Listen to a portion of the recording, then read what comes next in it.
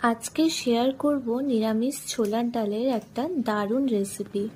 তার জন্য ছোলার ডালটা আমি আধা ঘন্টা ভিজে রেখেছিলাম। এরপর প্রেসার কুকারে জল দিয়ে তাতে ছোলার ডাল, লবণ, হলুদ আর কাঁচা লঙ্কা দিয়ে ভালো করে নেড়ে নিয়ে 3 থেকে 4টে সিটি দিয়ে নিতে হবে। তো এখানে এরকমভাবে ছোলার ডালটা সিদ্ধ করে নিতে হবে।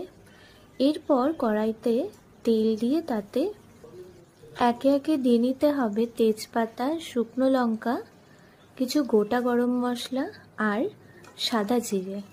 তারপর এটিকে ভালো করে নেড়ে নিয়ে এতে টমেটো কুচি আমরা দিয়ে নেব।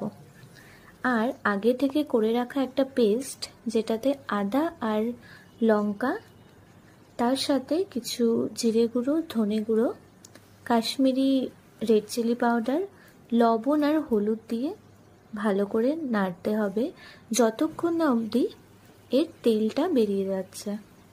এরপর এতে পরিমাণ অনুযায়ী আরও একটু লবণ আর চিনি দিয়ে আবারও একটু নেড়ে নিয়ে এরপর অল্প অল্প করে সে ছোলার ডাল দিয়ে দিতে হবে।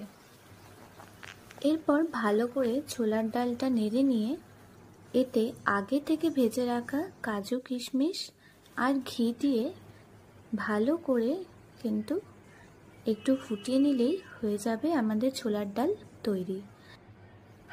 এই ছোলার ডাল কিন্তু ভাত, রুটি বা ফ্রাইড রাইসের সাথে খুবই ভালো লাগে খেতে।